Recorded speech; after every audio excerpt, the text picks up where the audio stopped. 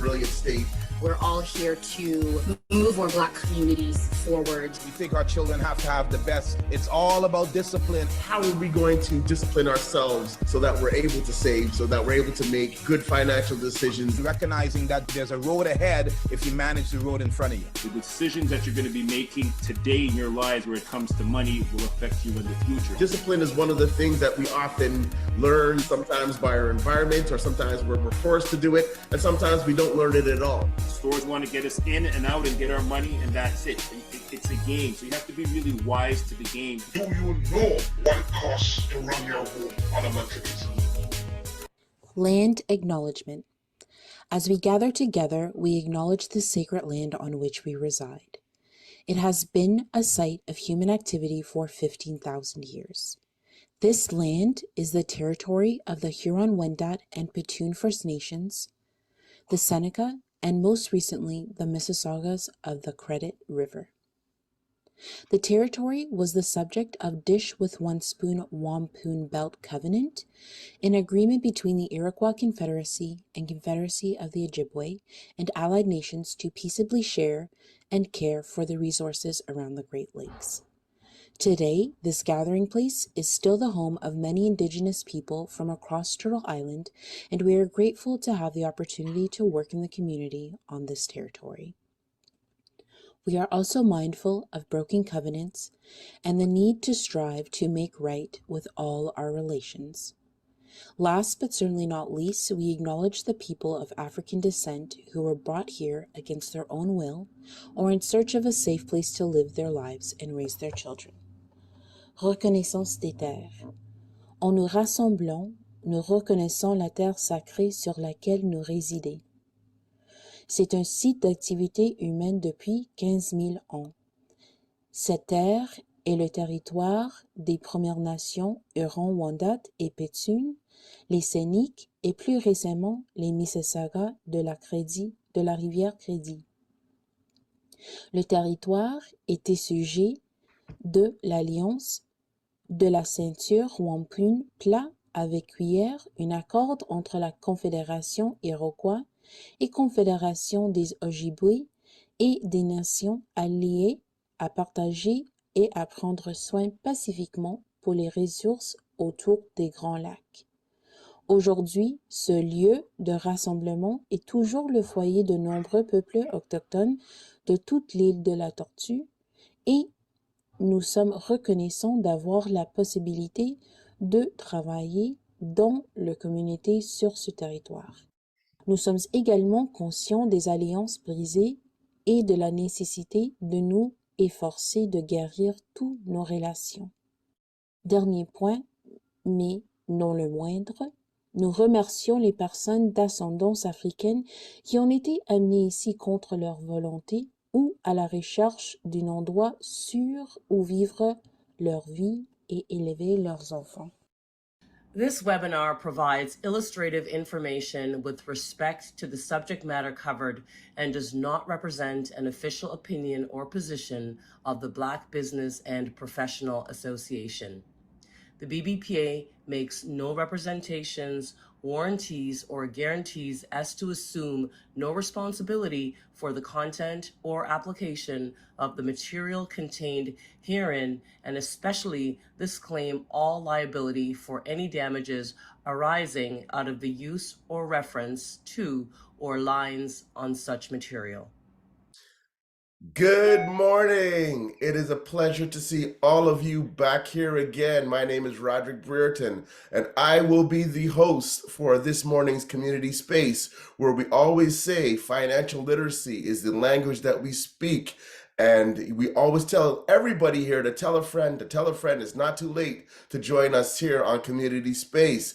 And this morning, it's a snowy morning here in the greater Toronto area. We got about 20 centimeters of snow. So, draw a warm blanket and sit around the table or the fireplace if you have one, and check us out this morning here on Community Space.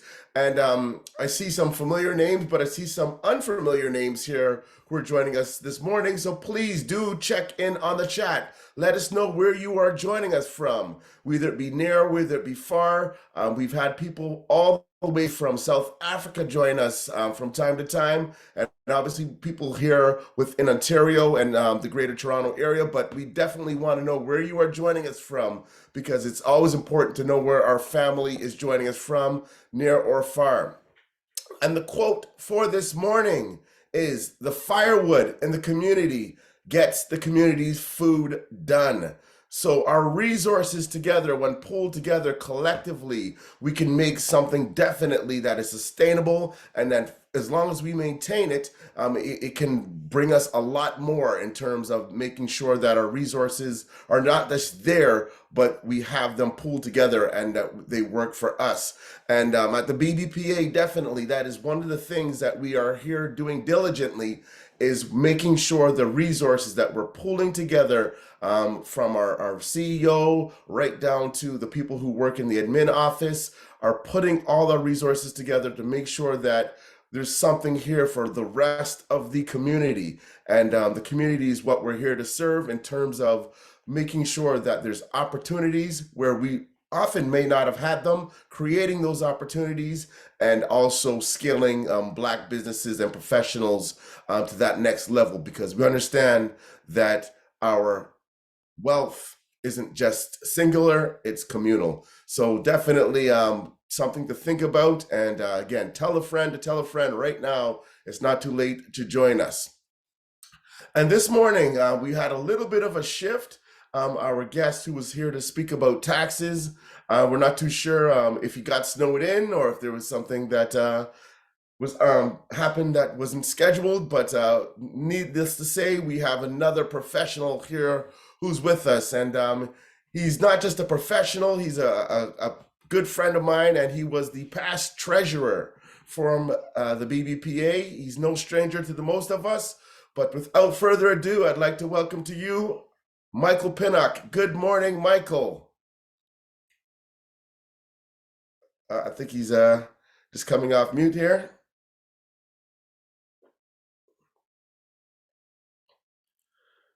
Good morning, Michael. Well, when Michael gets his when he comes off mute, I'm sure he'll introduce him. But I'll start with Michael. And Yeah, sorry, Roderick. all right, As you said earlier, that we have to flex and we have to do what is necessary. Our main guest speaker or main presenter is probably snowed in, so I'm sort of a last minute addition to the process. I'm just trying to get my Zoom so that you folks can see me properly, and hopefully we'll get started. So yes, thanks for having me, Roderick, and it's always a pleasure being with the BBPA team and the Black community. And as you indicated, I'm the immediate past treasurer, just up to October last year. But you know, you're always working in the Black space. And as a treasurer, as a professional. So here am I jumping in, and we'll have a good session. Absolutely. And I think it's important to see how we have to pivot when we're in business. Sometimes there's unpredictable things that occur, and you know, we could either, you know, stop in our tracks and look like that deer in headlights, or we can just jump on and make it happen. And this gentleman right here who's with us this morning is somebody who makes it happen. He's got more letters behind his name in terms of his professional accolades than the alphabet itself. So tell us a little bit about yourself, Michael. We're here to talk about taxes. And you know, there's a saying that one thing that's guaranteed in life is death and taxes. So tell us a little bit, before we jump into our subject matter today, tell us a little bit about who you are. We know that you're just more than just an accountant, in terms of the degrees and the experience that you have. So tell us a little bit about yourself this morning, Mr. Pinnock. Yeah, thanks again, Roderick. It's something I try to shy away from, because I have this saying that, you know, sometimes folks say they've got 35 years or 40 years or 50 years experience. And sometimes it's really 1 year experience 40 or 50 times. While other folks do have 50-year experience because they move around and they do things. So I'm probably one of the lucky fellow, the blessed fellow in terms of, I started working quite early at 20. I worked for 2 years and I went back to university and did my first degree and my second degree, and I've done professional exams. So as it is right now, I am a chartered professional accountant, and I've got a license to practice in 3 different locations, jurisdiction. Got a license to practice in Canada here, and I've got a license to practice in the US, and I've got a license to practice in the Caribbean, but I mainly work out of Jamaica. I've been in this business for more than 40 years in terms of the accounting. I've worked with the private sector and I've worked in the public sector. Public sector both in terms of governmental organization and also charitable organization. And when we talk about taxes, you see that there is different tax rules for the different entities. I have also been a treasurer for a number of Black organizations, a number of charitable Black organizations. The last one was with the BBP. Now it's tax season, and I do work on a daily basis with doing individual taxes as I speak. But I do know I'm not from a absolute professional perspective in terms of our professional ethics and our professional code of conduct and our professional rules. I don't hold myself out as a tax expert, because that is something you have to do further detailed exams in that aspect. Because remember now, taxes is not accounting. Taxes is law. And so when I present myself, one of the disclaimers I use is that I am not a tax absolute professional, but I do a lot of taxes and I can present a tax program and I can answer most of the questions. But I just want people to bear in mind that if there's a question I can't answer now, I'll take it and I'll get back to them. Because taxes is law, it's not accounting. Right. And I think that's a very important point you just raised there, Michael, that taxes are law. And a lot of people would definitely wouldn't associate that with taxes. I think it mostly has the connotation of becoming lawful and when you don't pay them, right? Because then it becomes a legal matter. But draw into a little bit more of that, if you could, Mike, in the sense of taxes being law.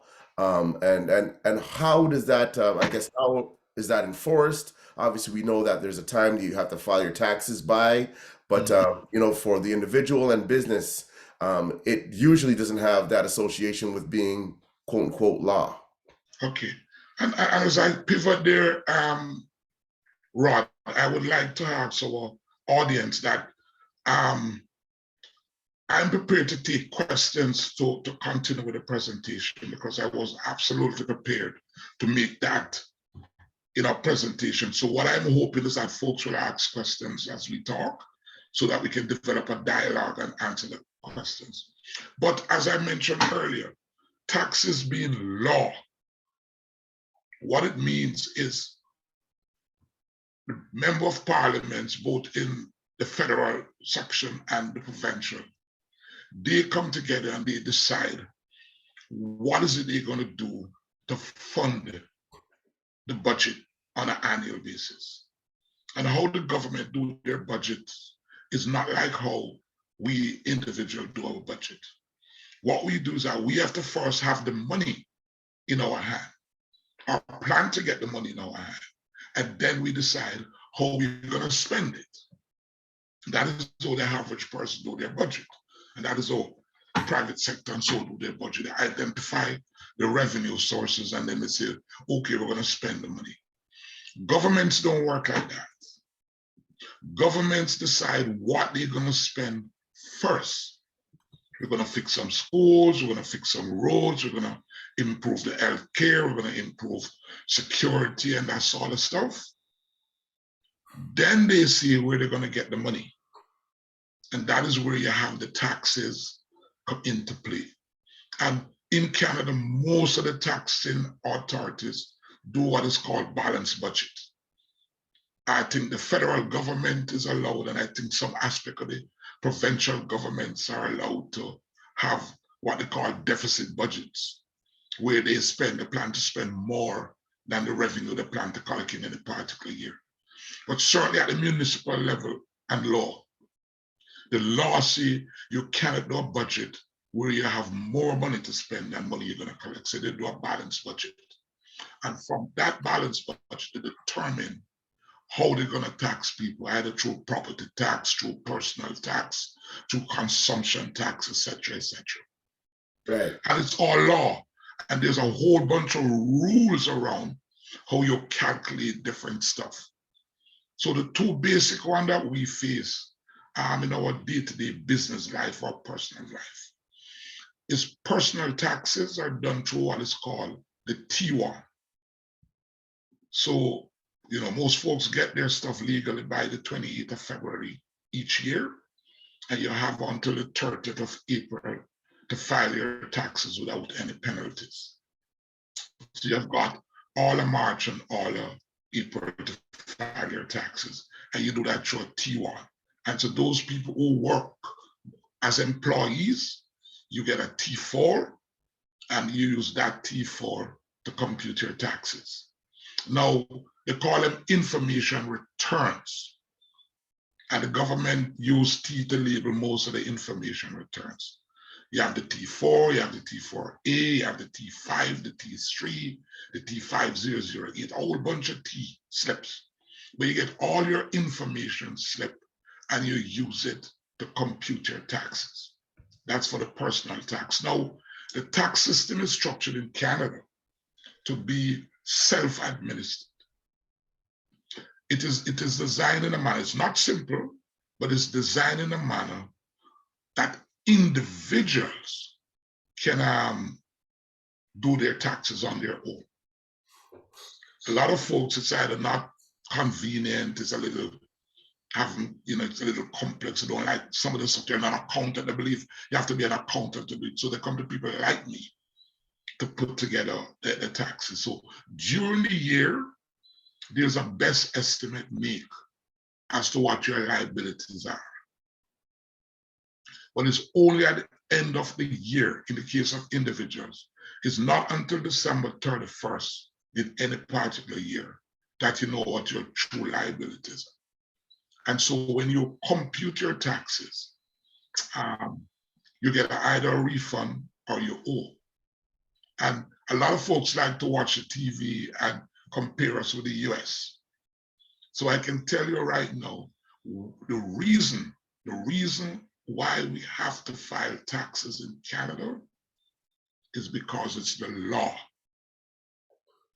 The Canadian tax system is so structured that we're not into overtaxing or undertaxing. So mainly when you file your returns, if there's more than a $50 difference, and I see this to my clients all the time, and they don't understand that compared to the States. If when you file your tax return, you're getting back more than $50, or you're owing more than $50, we make another look at what was done during the year.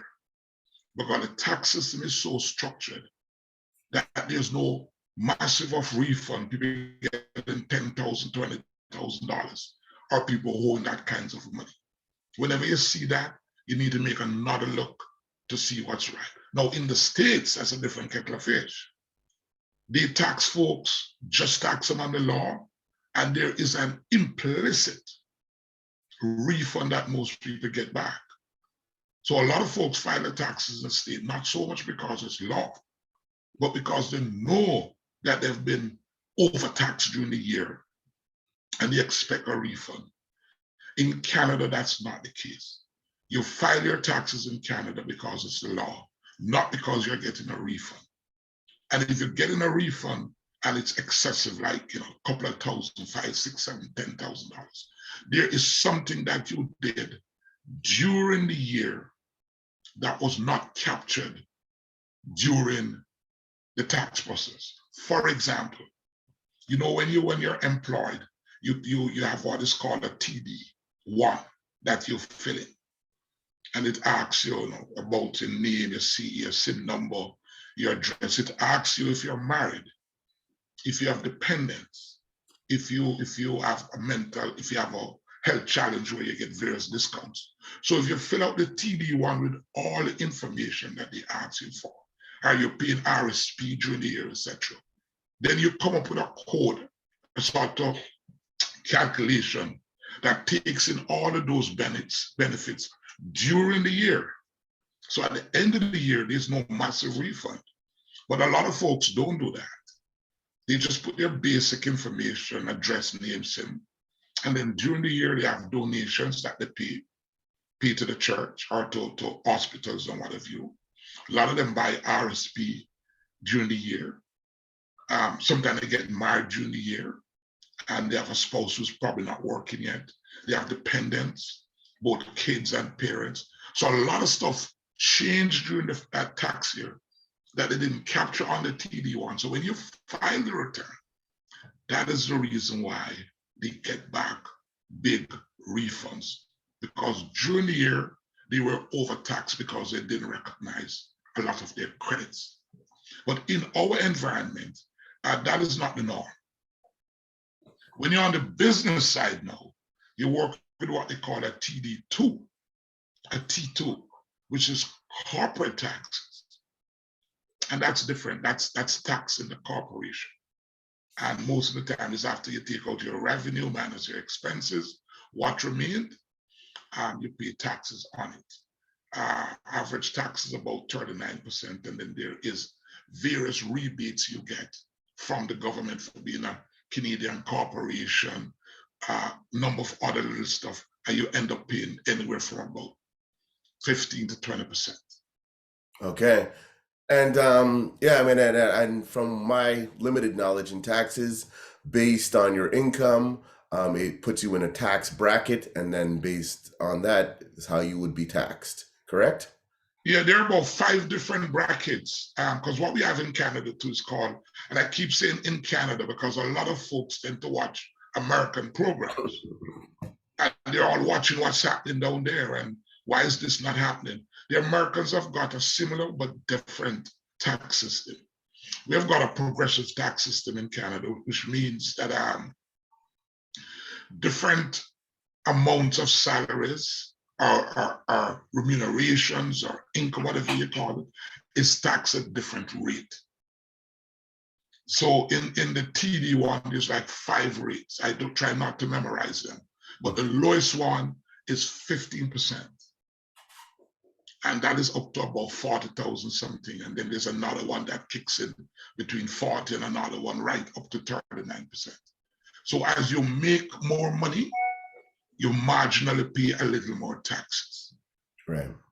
But the basic rate is 15%. Yeah. And for those of you who are business owners and need some professional opinion or some advice on taxes, please do visit the BBPA's BADES program, and you can find that at bbpa.org. And ironically enough, Michael was the founder of the BADES, the Business Advisory Implementation Development Service, which assists and empowers Black businesses to scale up and provide services, whether that be legal, accounting services, and I honestly don't remember the last category.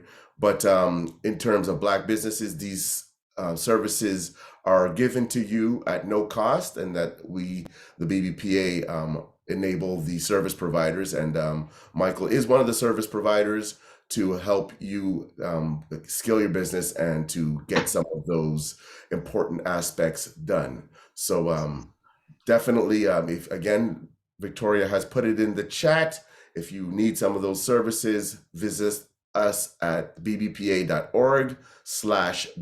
and that is under the programs section. So Michael, please definitely stick around, but our guest, Ken Green, has also showed up, and we will definitely will have that, I guess, that tag team where we'll be able to ask questions to both of you. And thank you very much for filling in that initial part of the program, Michael. But without further ado, good morning, Ken. How are you this morning? Hello, I'm doing well. I'm doing well. How are you? I'm well, thank you. A pleasure Awesome. to see you here this morning. Yeah, good to see you. Thank you for Definitely. having me. The questions have already started to come in terms of taxes, and we're here to ask questions and listen to you in terms of the advice that you can give us as Black business owners, but as Black community in regards to taxes. So the floor is yours, my brother. Yeah, certainly. And I can, if you want me to share, I can share a very short presentation. I know we're Absolutely. going to have another section later, but I just want to quickly go through some of the top challenges when it comes to personal tax filing. Maybe we can run through that All right. quickly. Before we get to your presentation, tell us a little bit about yourself. Oh, certainly. Yeah. Okay, all right. So my name is Ken Green. I'm a CPA here in Canada, and we've been running an accounting practice since 2012, or sorry, 2012, I believe. Myself and Celia Miko, who is my business partner. And so our office is in Mississauga, but we work from anywhere, and we serve business owners, individuals all across the country. We are not licensed to do anything in the US, so we don't do US taxes, but we do have partnership with a firm that can do US taxes, and we do handle the Canadian side if there are people that have US challenges. So that's pretty much it. In terms of who we serve not-for-profit organizations, mostly handled by my partner Celia. Then I personally deal with professionals, mostly medical professionals. I deal with real estate investors and real estate agents. Those are the two specialties area that I focus on. But obviously, we do serve a wide range of business owners as well when it comes to taxes. And so for us, our focus, particularly my focus at the firm here, is not just on compliance. Compliance is a necessary part that we have to deal with in this country. But my main focus is on how you can keep most of your dollars. So as most of you know, in Canada, we have very high tax rates compared to most parts in the world. And so anything you can do to keep as much of that dollars as you can, obviously legally, that's where I come in to help you to do that. All right. And that's obviously a very, very important aspect of, the business owner, because as important as, this great Canada is, this country is, we always want to definitely keep as much money in our pocket, because we know our taxes go to, to fund different aspects of our quality of life here in Canada, which is very important. But we know obviously keeping that money in our pocket is equally, if not more important, for the majority of us. All right. So if you're ready to go through your presentation, I believe you're co-host, and we can start your presentation. And just for those people who have questions, we can either A, ask them as you're going along, Ken, or B, we can save them to the end of your presentation and get to some of those questions. Your choice. What would you like to do? So we can save them until the end. I think that's much better. All right. So I will definitely take a toll of all the questions here, folks. Need not worry, and we will address those questions as we proceed through as we complete the presentation with Ken. All right. So Ken, back to you. Okay, awesome. So let me know if you can see my screen here.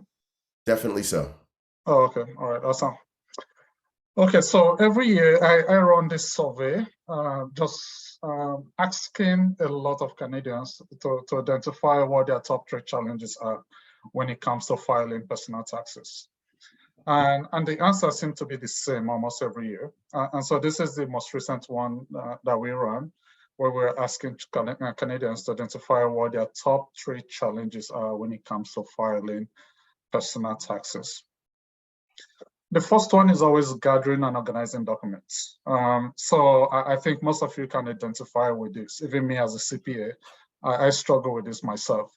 So this is not surprising to me when people have to deal with this in terms of making sure that they're all organized, whether it is their receipts, their tax documents, and it really doesn't matter how you're doing this, whether you're organizing it physically, having all the physical documents and putting them in a file cabinet, or whether you're organizing them electronically in your electronic folders. So this is one that is always consistent from year to year, gathering and organizing your tax documents. The second one is most people struggle with time.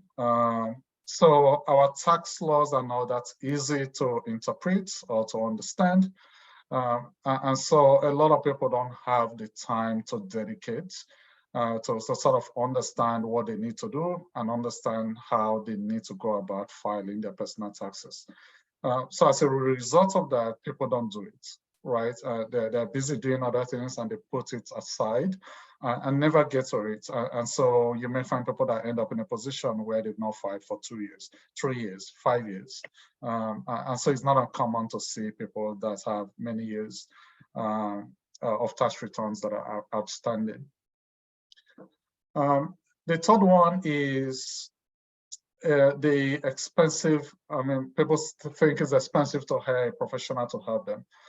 So if you certainly don't have the time to do it yourself, your next bet is to look for someone to do it for you. And so one of the concerns we get when we run this challenge is people come in and say, well, it's kind of expensive to hire someone to file my personal taxes. And so a lot of people will resort to doing it themselves.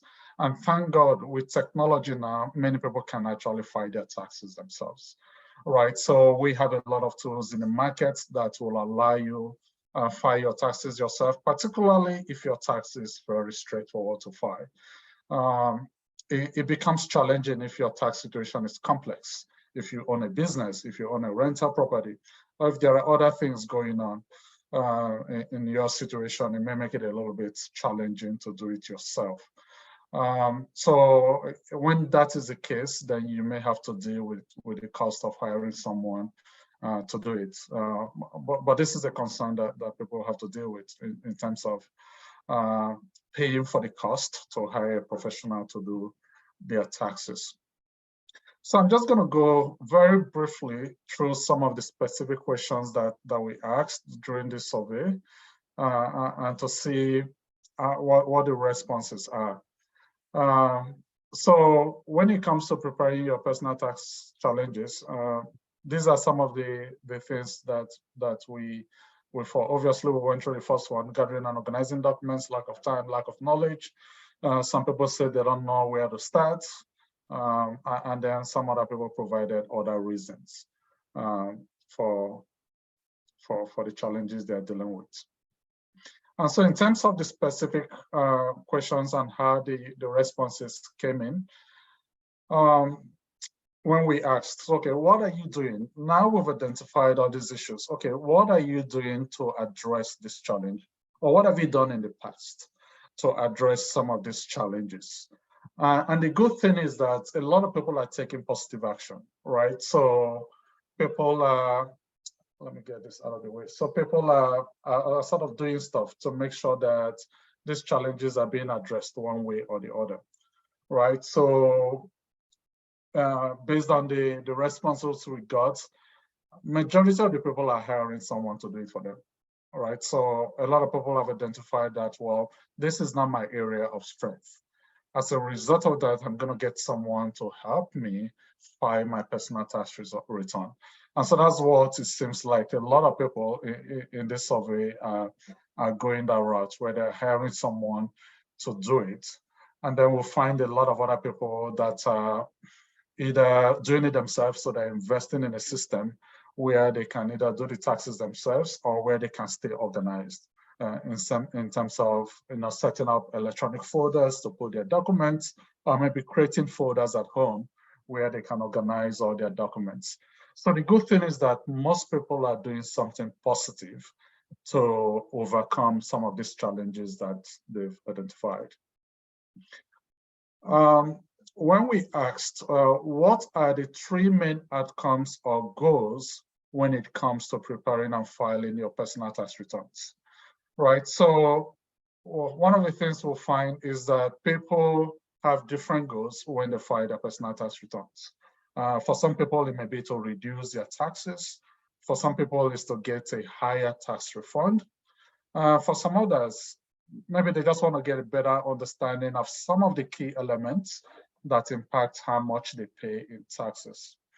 There are a few others that want to learn and plan better, managing their taxes going forward. And then for most of us, well, we just simply want to comply with the requirements to file our taxes and make sure we get it over with before the deadline. So the number one reason why most people file, I think 23% there from people that responded, they say one of their top reasons is to reduce their taxes. And this is something that can be achieved, but this is not something that can be achieved today. So let's say you want to file your taxes for 2022. So right now we're going to be filing tax returns for 2022. This goal is going to be hard for you to achieve because it's already late, right? So if you want to reduce your taxes, it takes planning. And I think we'll have another section, I think in the coming weeks, where we're going to dive a little bit deeper into planning. How do you plan to reduce your taxes going forward?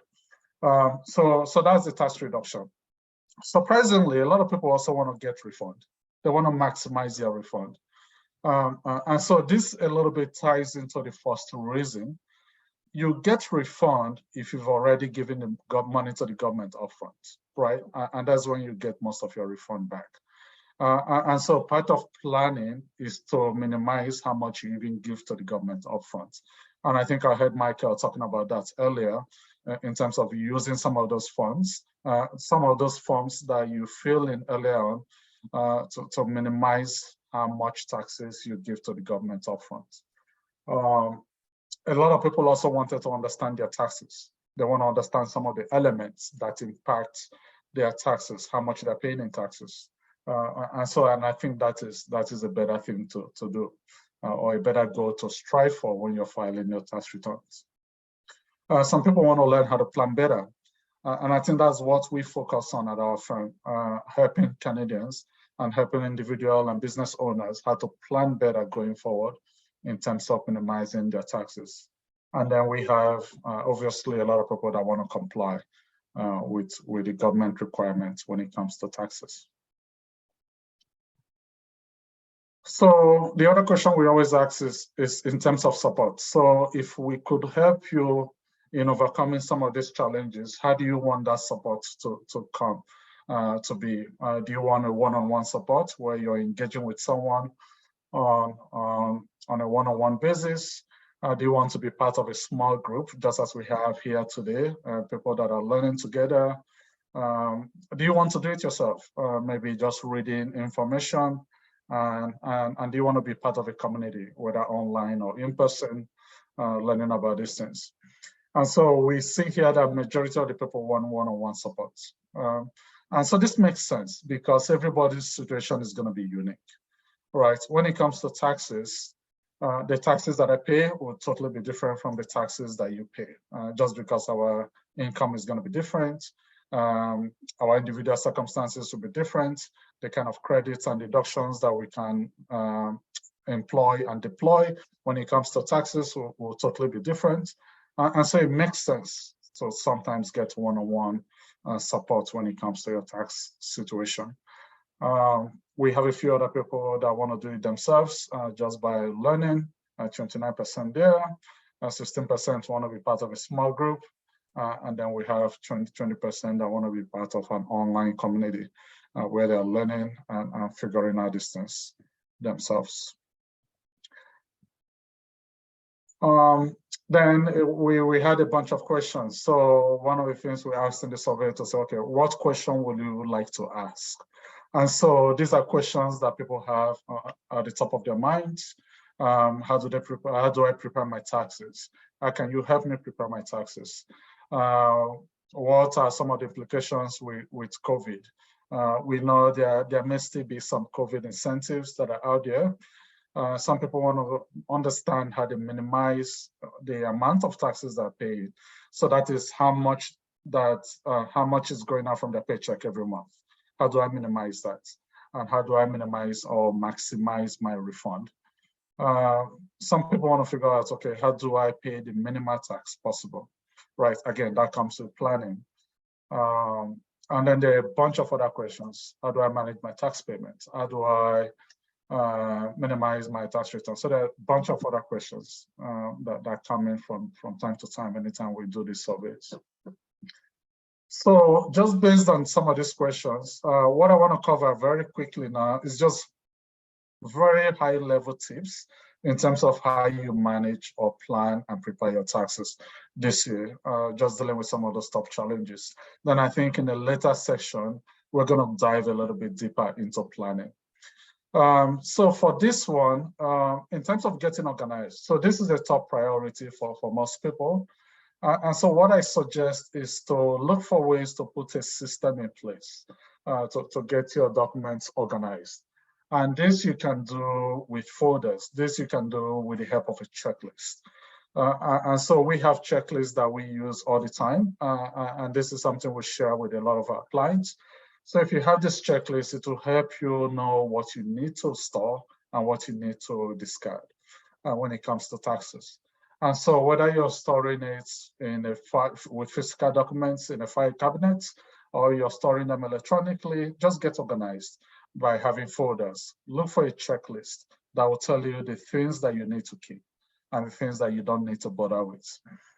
And then once you have all of those things, you'll have them organized. If you're hiring someone to do your taxes, it's going to be easier for you to just take that folder and provide that to your tax preparer. And then that way they can get to work and start working on your tax returns. The other tip we have is to try to file on time. Interest and penalties add up quite a bit. And CRA, they've invested a lot in technology where now they automatically do all those things, calculate your taxes, calculate your penalties, calculate your interest. So because of the way they've invested in technology so far at the CRA, all of this is now automatic. In the past, it used to be a hit and miss, right? So if they remember you, you'll get a letter, right? They will assess the penalty, they will assess the taxes. If they don't remember you, if you file and submit, sometimes they waive it, right? But now, because of the investments they've done over the years, it's now automatic, right? So the moment you're late by 1 day, right away, the system just calculates the interest and the penalties. You want to avoid reviews, audits, and reassessments. The reason for this is just because of the time it takes, right? So it takes a lot of time and energy to respond to CRA. Even for us that we are professionals, we do it all the time, it just takes a lot of time and energy. And I can imagine for individuals, it's going to be the same thing. All right, so the first thing you get the letter, there's a lot of anxiety, even when you get the letter. And now you have to now start looking for the documents. If you're not organized, it's even a nightmare, right? Start looking for what to do. Okay, how do I respond? Because sometimes you respond to them, it may trigger more audits, more reviews. So you have to be really careful. And one of the best things to do is to try to avoid it in the first place. And how do you avoid it? Is by filing on time, is by avoiding mistakes when you file your tax returns, right? So once you do those two things, you file on time, you avoid errors and mistakes, then you're likely not going to be a target for audit. The other one is deductions. A lot of people don't realize how much deductions that are available to them, particularly when it comes to filing personal taxes. So it's easy to forget when you don't know what you need, what you're entitled to. So things like RRSPs, union dues, childcare expenses, disability support, moving expenses, whether you're moving for school, moving for work, a lot of these things you can deduct. Employment expenses, particularly if you're working from home, whether you're a commission employee or not. But if you're working from home, there are expenses that you can deduct just by working from home. So some of these things you can do. There are carrying charges on interest. A lot of people borrow money to invest, right? You may borrow money to invest in a business. You may borrow money to invest in a joint venture, in real estate investment with someone. But sometimes you don't realize that the interest you're paying on that borrowed funds, you can use it for your personal tax purposes to deduct. Legal expenses, some people forget this. If you're challenging your employer, anything that has to do with your employment purpose, your employment income, a lot of those legal expenses are deductible when it comes to personal taxes. Expenses. So in general, any expense you incur to earn income, regardless of whether the business is successful or not, those expenses can be deducted, right? So at the end of the day, it's just making sure that you're keeping the documentation, because CRA can always challenge these things. But if you have your documentation in place, then CRA is less likely to win those challenges, right? So just making sure that you're keeping those documents in place. So deduction is one thing, credit is another thing, right? So deductions will help you reduce your taxable income. Credits, on the other hand, will help you reduce some of those taxes you're already owing, right, to the government, because credits are a direct offset to the taxes that you're already owing. So it's important to understand some of the credits that you're entitled to. So things like the digital news subscription that most of us subscribe to, the Canada training credits, donations, medical credits. So those are just a few examples of credits that you're entitled to. The other thing that people forget, so over the last 2 years as a result of COVID, so these set payments that many people got, a lot of people did not realize that that has to be included in income, right? So CRA did not do it properly in the first year, but now what they've done, they've started including it in your T4As. So just make sure that you're looking in your mailboxes and you're getting those. Or if you're working with a tax preparer, or if you're preparing your taxes yourself, just get into the habit of automatically downloading all the documents that CRA has on their website. So that way you're not missing anything. And that way you're also avoiding unnecessary audits and unnecessary reviews when it comes to your tax returns. So planning, I'm not going to go into planning. I think I will stop the presentation here for now. There's going to be another day when we dive into the planning considerations. So I'm going to take a pause here and maybe answer any questions that you may have. All right. And definitely there's some questions coming in. And Joan asked, actually, one of the questions out here. So can you advise on any of is there new tax deductions, or I guess new areas where deductions can be put into place since maybe COVID or anything else has taken place? Okay, so I mean the deductions are not that does not change as much when it comes to taxes. So remember, the government is always looking for a way to make more money. So they're not going to be adding new areas or new loopholes for you to deduct. But there are a few other things that you can take advantage of. There is the staycation credit if you live in Ontario. So that's something to consider. So if you go on vacation anywhere in Ontario, there is a provincial credit that you can use when you're filing your tax returns, right? So that is going to be helpful. So that's something to have in mind if you're filing taxes. If you have anyone, if you're supporting parents, if you're supporting a child, know that there are benefits to that. If you have someone that is on disability that you're supporting, you can always get a, if you can get the medical confirmation of that disability, then that is a big credit that most people don't even consider all the time. So you can get a big credit, and typically that credit can have a significant impact on your taxes. Then obviously the regular ones, deduction, again, as I mentioned earlier, if you're incurring expenses to earn income, regardless of whether that venture was a successful venture or not, always remember you can deduct those expenses. Then obviously the ones that we're all familiar with, things like, or the other credits we're familiar with, like the medical credits, the charitable deductions, and the working from home. All of those ones are standard ones that you can always have in mind when you're filing your tax returns. And somebody's asked, what's the difference between corporate taxes compared to small business taxes? Is there a difference, or is it the same?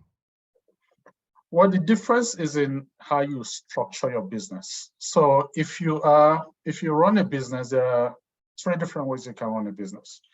You can run a business as a sole proprietorship, so you're running it in your name. You can run a business as a partnership. In other words, you get together with 2 or more people, you form a partnership, and then you run a business. The third one is you run a business as a corporation, right? So you're setting up a totally new entity. So in Canada, a corporation is a person in its own, is an entity. So when you file corporate taxes, which is separate from you when you file your own personal taxes. So in Canada, when you run business in a corporation, you pay the lowest tax rate, right? It's about 12%.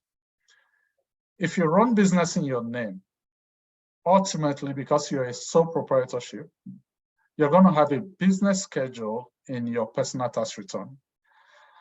And so when you take your business income, you subtract all your business expenses, you have a net. That net, you're not taxed on that net in your personal tax rate. And as you know, in Canada, we have different tax brackets going up to 50, 52 or 53%, right? So if you're in the top bracket, you're paying taxes personally at over 50%, right? So what we advise is, because filing business tax in a corporation is quite expensive when you compare it to personal taxes, I don't always advise people to just go in and set up a business right away when you're starting a business. It makes sense to set up a sole proprietorship, get insurance to take care of your risk, run the business and see whether the business makes sense. Because the good thing to know is that if you're running the business as a sole proprietorship, if you're making a loss, you can use that loss to offset other personal income. So let's say you have a job and you're getting income from your place of work. Let's say you're making $100,000 from your employer. If you run a business and you make a loss in the first year and you make a loss of $10,000, now your taxable income is no longer 100, it's $90,000. Right? And so that's one advantage of starting your business as a sole proprietor, just to get a sense of whether that business is viable, whether you like it or not, and whether it's profitable. And then once the business becomes profitable, you can now set up a corporation and then do a rollover where you roll that business asset into a corporation on a tax-free basis. And then that way you can pay the low taxes in your corporation. Right. And I don't have a lot of knowledge in this regard, but I've heard that a lot of people who are high income earners keep their money in the corporation and have very low salaries so that the corporation can absorb the lower tax rate, and then they're able just to obviously live through the corporation pretty much vicariously, if you want to call it that way. Well, that's the advantage of owning a corporation, right? So if you're able to run your business and earn most of your income inside a corporation, it's probably the best thing to do, right? And the corporation pays you either a salary or dividend personally, then you use that to offset some of your personal living expenses, right? But ideally, if you have a good business, you want to run it in a corporation, and you want to structure your lifestyle so that everything you do, for the most part, is business related, right? You get your family involved in your business, so that way you can split income.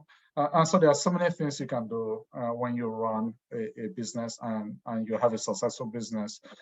You can certainly run it in a corporation and minimize your taxes that way. All right. Questions, folks. There's plenty of you here, and I know there has to be questions from the information that Ken is conveying to us today. And please do ask them. So we've got another question here for you, Ken. Is there a way to reduce your taxes because of the 7% minimum deductions from your RSP added to your pension? So I guess this is not as much of a business question. This is more of, I guess, a personal tax question. Well, I think that looks like they're referring to the pension contribution at the place of work. So if you're contributing to pension at your workplace, you're not going to get a direct offset when it comes to taxes with the workplace pension. But if you want to get direct offset with your taxes when you're looking at the money you're contributing for retirement purposes, you may want to open an RRSP account, right, and direct those funds to your RRSP accounts. Now, what the pension does when you're contributing to a workplace pension is a lot of employers offer a match, right? And so that is a benefit to you. And so if you're working for an employer and they're offering a match, always mask your match because that is oftentimes that is a 50% or more return that you're getting on your dollar. So if you're working for an employer and they're offering you a match, saying for every dollar you contribute, they're going to contribute maybe $50 or so, I will mask it, right? So do anything you can to sacrifice to get all that match into your pension plan. Okay. And then if you're working with an employer, you can always negotiate ways that they can compensate you on a tax-free way or tax-efficient way. Because a lot of people don't understand that there are a lot of compensation from your employer that is also tax-free. Okay. So the last person mentioned RRSPs. From your professional opinion, is that a good way to invest? And are the RRSPs actually taxed when you use those RSPs, or when you become, I guess, of age to be able to access those RSPs?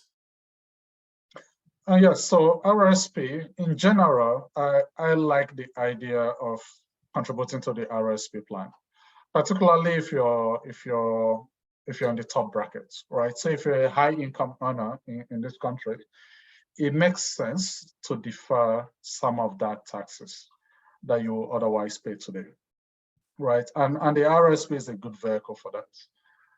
Now, RSP is not going to be ideal for everyone. And the reason I say that is because RSP is not tax-free, right? So that's an important point to note. The fact that you're contributing RSP doesn't mean that you're not paying taxes. It only means that you're not paying the taxes today. What you're doing, you're deferring the taxes, right? And if you live in this country, we know that taxes is not likely to come down, right? So tax rates is only likely to go up, right? So we live in a country where the government is the deficit is bigger and bigger, and the government will always look for ways to get more tax revenue. So it is very likely that tax rates will go up in the future, right?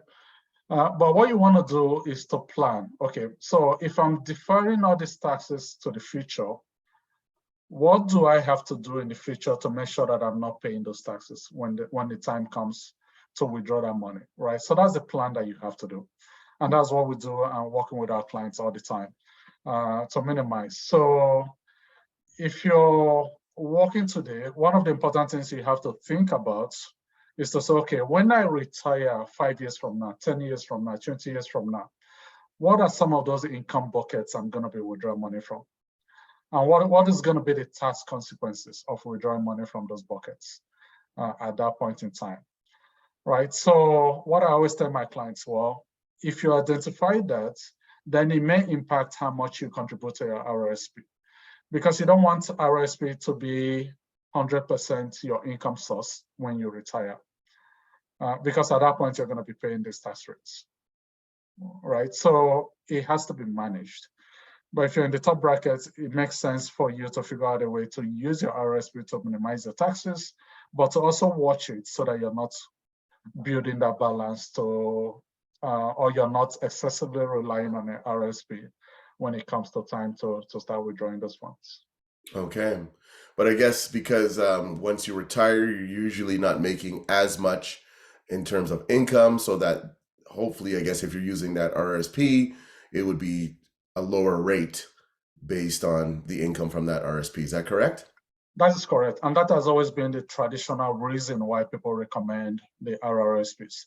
But you and I know that not everybody wants to be, I mean, if you think about it, do you want to be making less money today?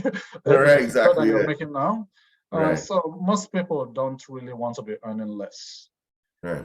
In the future. And so I don't know if that is an ideal target for most people.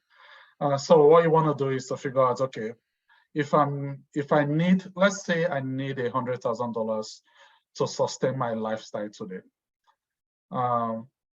It's not necessarily going to be that it's going to be less when I retire. It may be a little bit less, but it's not going to be significantly less.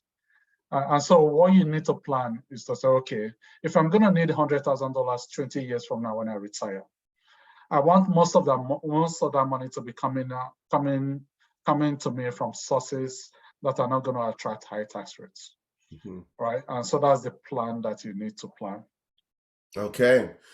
All right. So a couple more questions here. So somebody asked, how long do you have to keep your files? For example, you receive your notice of assessment for 2022. When can you shred or get rid of those documents or those receipts and everything else that you may have in terms of filing from previous years? It's 7 years. So I recommend 7 years. So just keep them for 7 years. I think the requirement, I believe, is 6 years. I think it's still 6 years that you have to keep those documents. But I always recommend to people, just keep it. For me personally, I keep them for 10 years. So keep your documents for 10 years. Look for somewhere to keep them safely for 10 years, and after that, you can shred them. Okay.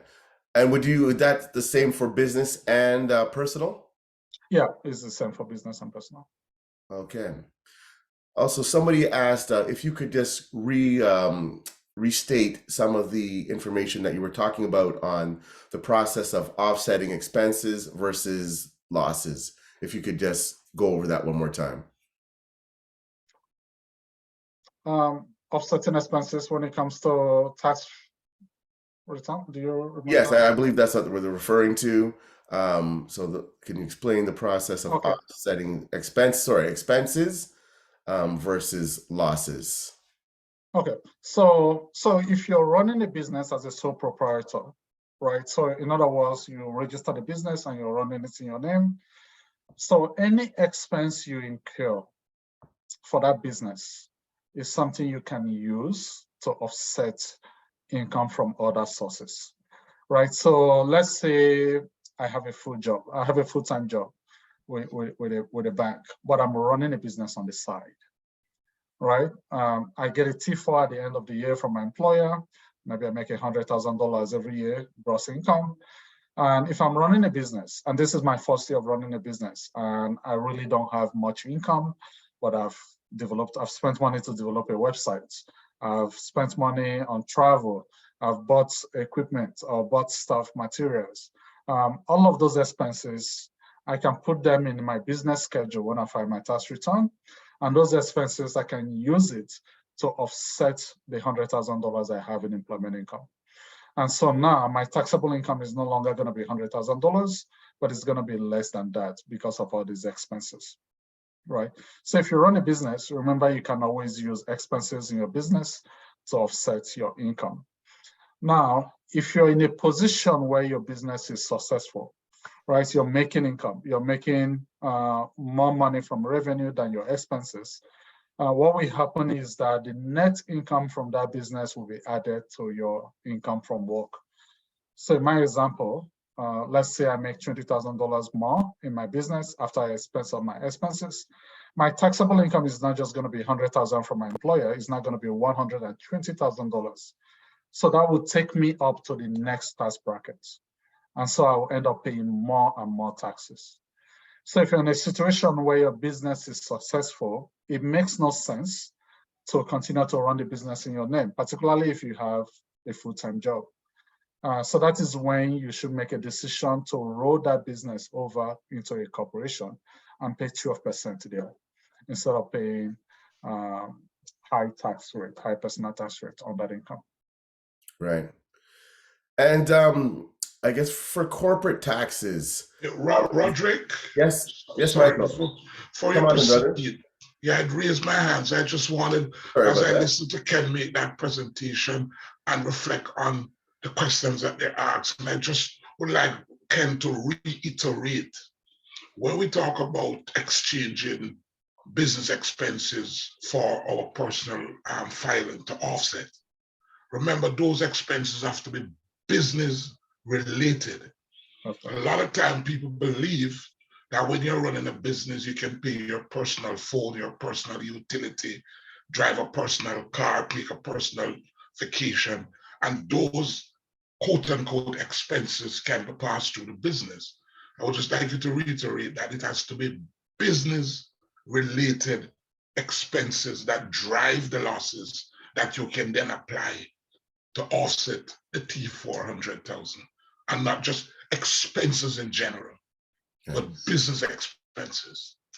That is right. So that is an important point. It has to be business related. So I think when I shared earlier, I said, well, any expense you incur to earn business income, you can expense, right? So that's a good point, Michael. It's not every expense that you can incur.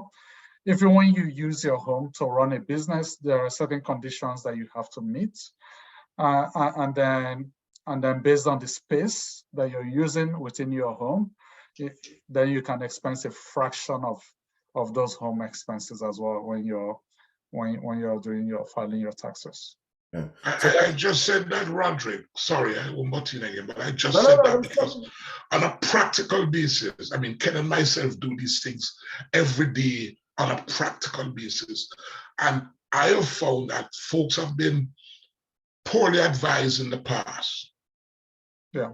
And so they believe one of the reasons to open a business is so that somehow you can pass your personal life through the business. And I keep telling them, no, even if it's not registered as a limited liability, as Ken explained, even if you're doing the business as a sole proprietorship, the government define what is business expense. So you have to work within that ambit. So if you're running your own personal business, you can't pass your rent of your residential home through the business. And some people think that is a possibility. So I just wanted to reiterate that it's business related expenses that drive losses that then can be used to offset personal expenses, personal taxes. That's right. That's right. Thank you very much for that, Michael, for making that distinction. We have another question from Fatim Matu. Hopefully I didn't butcher your name there. Good morning. Good morning. It's Fatima. You almost. All right. How are you? I'm well. How are you this morning? I have a question. I have a corporation. All these advice that you gave starting as sole proprietorship, unfortunately, it's not information that I knew when I incorporated back in 2019. I was actually told that I need to incorporate because it's a food business. So that's what I did. So now what can you advise in doing our taxes when, like, you have the business and you have your partner? Do you have to file both your personal taxes and business tax at the same time, or can you file with the spouse, then file the business taxes separately? Well, I mean, you can certainly file them separately, but that's not what I would recommend or advise. And the reason for that is because sometimes what you do in your business can impact what you do personally, right? Okay. So I don't know if your main source of income is coming from the business. No. If it is, okay. No. So if it's not, then you may be able to file your corporate taxes separately. Separately. But anytime you're drawing money from the business, whether it is salary in the form of dividends or whether you're even taking a loan from the business, it makes sense to consider both together when you're filing your taxes. And then when you're filing your personal taxes, even when you have a spouse, it also makes sense to file together as a couple. Okay. Right, because I see that all the time.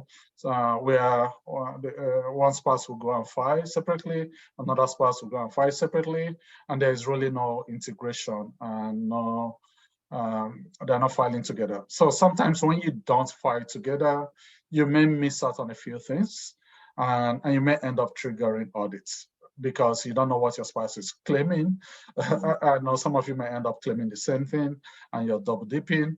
And so that's a flag for CRA. So I always encourage when you have those relationships, because remember, our tax system is structured in such a way that it benefits these multiple relationships. So if you're in a relationship, you have a spouse, you have kids, then you have more opportunity to offset and to minimize your taxes. If you have those relationships extended to owning a corporation, having a trust, and having all these different entities, it gives you more room to offset and to minimize your overall tax liability as a family. Okay, thank you. We still don't have business, like a tax accountant for the business. We still don't have one. Like the past 2 years, I've used someone, but I don't want to continue using them because I don't see them as being experts in it. So I want to choose like a different one. And I've watched like 3 webinars like with you here and then with Andre. So now it's just making a decision who we're gonna go with, you know, because we have to look at cost too. You know, like as a startup, it's very hard, you know, when you haven't, you know, gotten any funding to run the business. It has been challenging, but we will look into it and we might contact you, Ken. Yeah, I'll be happy to help. Also, Ken, I noticed as you mentioned there about the spouse and the married folks filing separately. It's actually the law that they need to file together. And so even when they file separately, you still have to put their net income on each other report. That's right. So I tend to recommend to my clients that, as you see, filing together at the same time, because it's actually the law.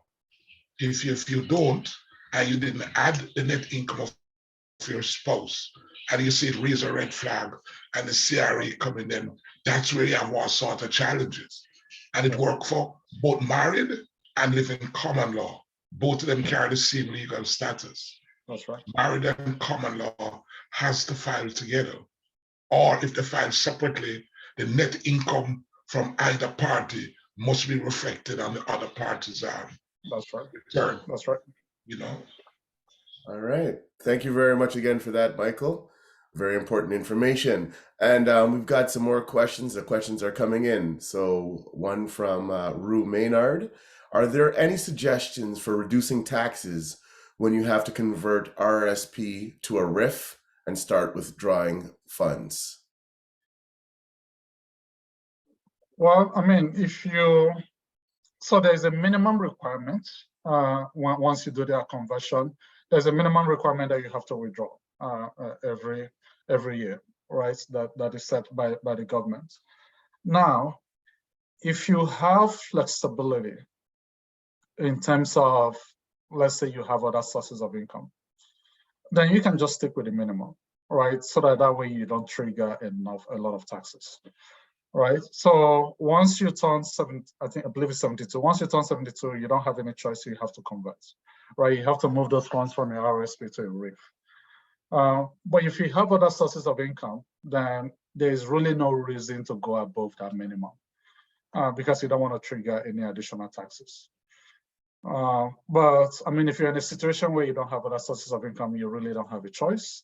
So you take the income if you have a spouse and see if you can use your spouse to do some transfers and offset some of the taxes. But other than that, I don't think there's a whole lot you can do if you're in a tight situation where you don't have a lot of room or choice from the income coming from ARIF. All right, thank you. Another question. Do you know any investment that you can buy that would lower your tax rate and at the same time outperform the benefits of the future savings of an RSP? All right, so I'm You're biased. smiling on that one. Yeah, I smile because I'm biased when it comes to this. And the reason why I'm biased is because I love real estate. I think real estate is an excellent tool for this. And the reason is because real estate is going to grow either at pace or even higher than inflation, right? So that's the good thing over the long term, not short term. I don't look at people looking at things short term.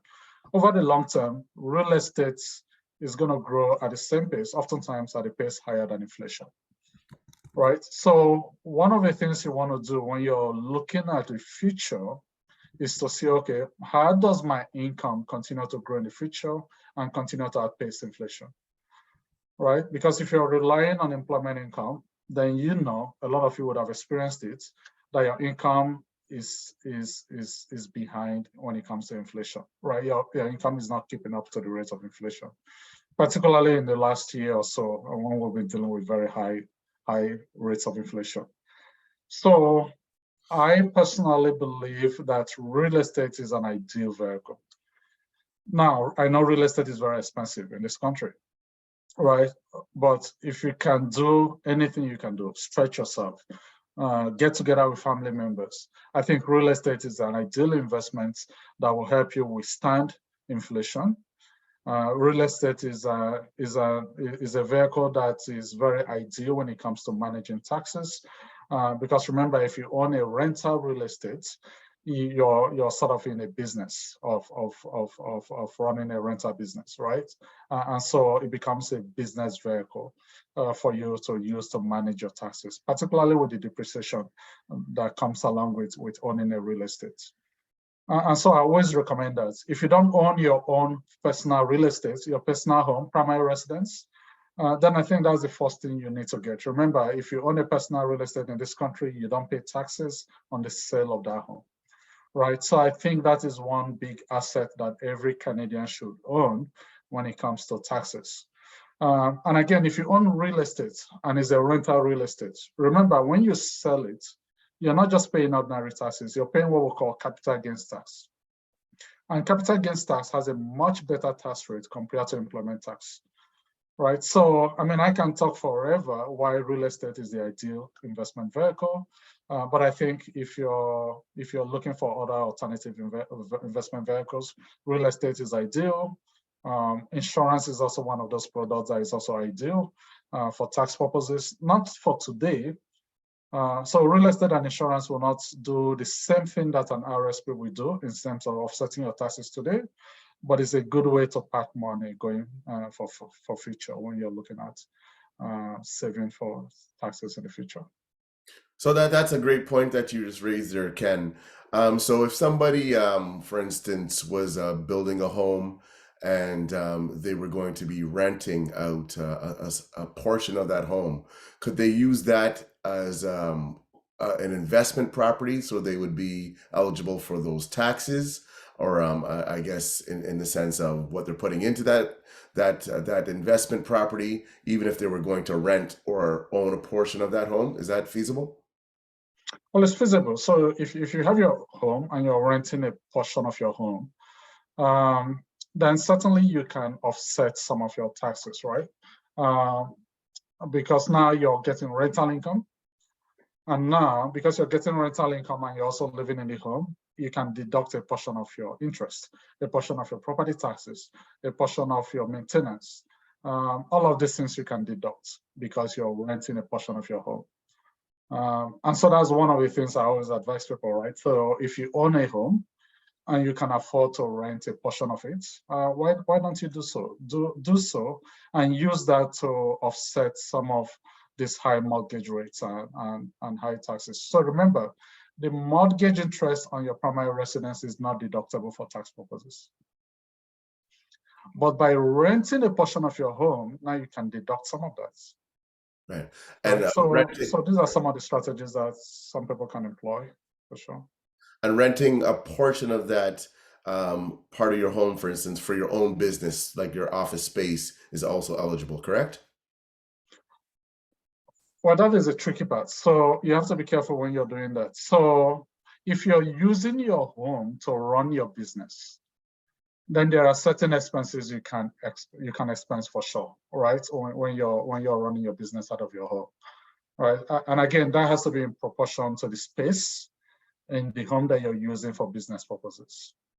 So the only thing I don't recommend when you're running a business or even when you're running a rental in your home is to do things like the depreciation. So CRA would call it the capital cost amortization, right, CCA. So you don't want to take that deduction. And the reason you don't want to take that deduction in your personal home is because that can negatively impact you when you eventually sell that home, right? And so the fact that you can sell your home tax-free is a good thing. So for that reason, in your personal home, you don't want to deduct the CCA. You don't want to deduct the depreciation. You can take all the other regular deductions for using your space to run your business, for renting part of your home. You can deduct some of those additional expenses to offset part of your property taxes, your interest on your mortgage, and some of your maintenance expenses. But what I advise against is taking the depreciation expense on your home as part of your business deduction. Okay, thank you very much. And I think this will be our last question for the morning.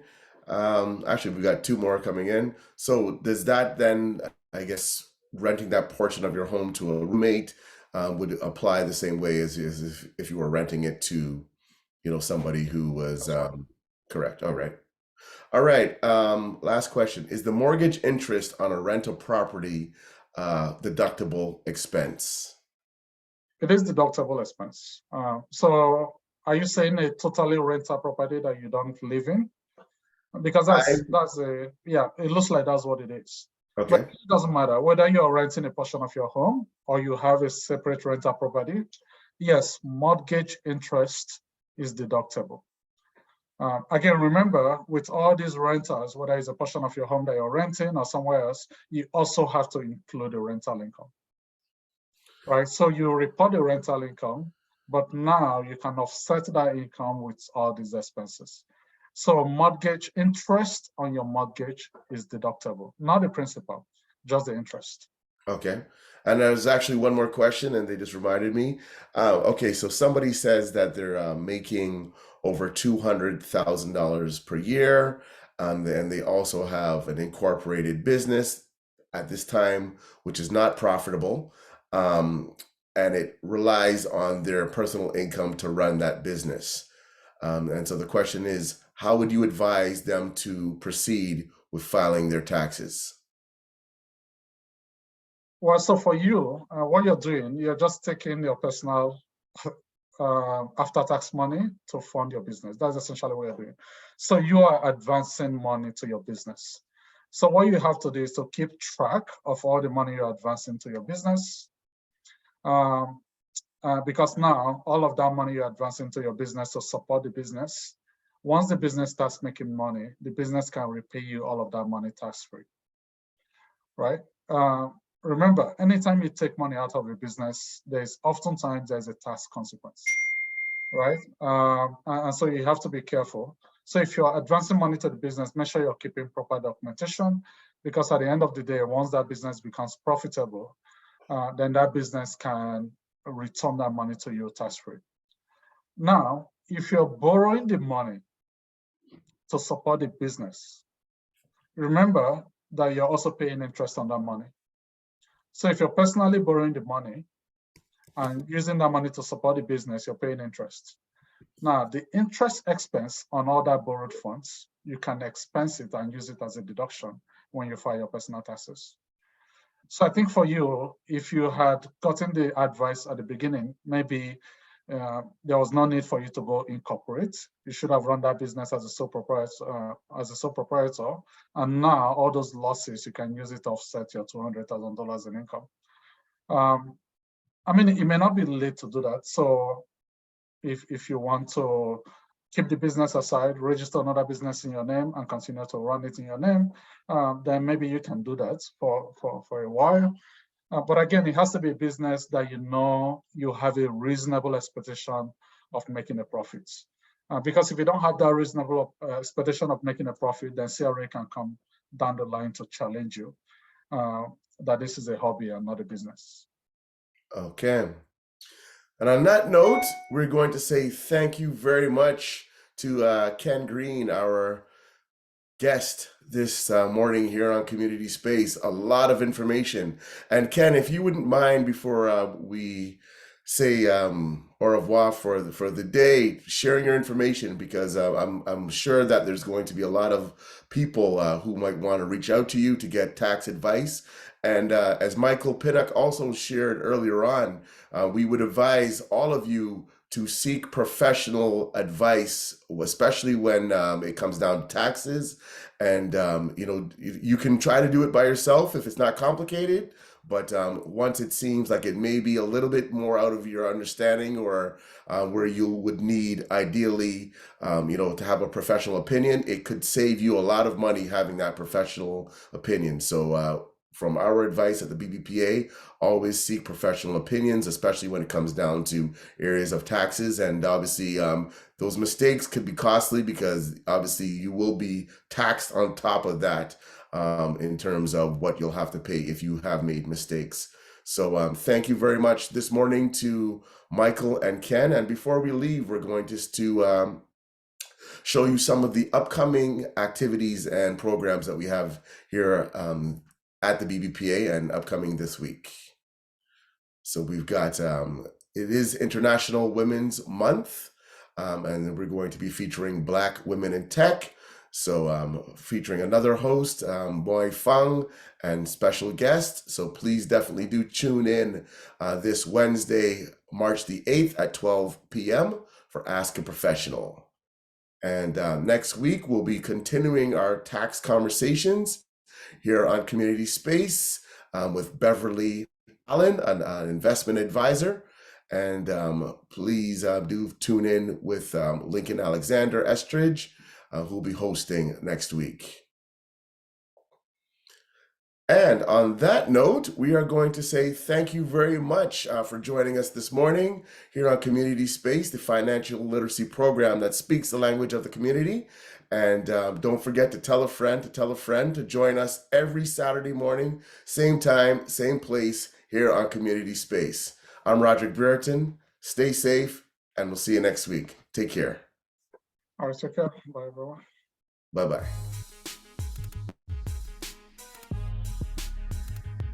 Community Spaces, the financial literacy program that speaks and reaches the community.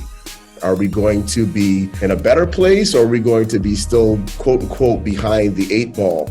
Because of the historical disadvantage that our community has, we most times do not have financial role models. Without that, economically and financially speaking, we'll always be at the bottom. Keep proper books and record, because the data drives the strategy, and the strategy drives the profits. COVID-19 sort of removed a veil. It's really exposed the structural barriers that our communities face. These last 2 years, where there's been a heightened emphasis on the well-being of Black people, has influenced the influx of funds and opportunities. The time is now. How long is that window going to be open? We'll see you next week. And don't forget to tell a friend to join us here on Community Space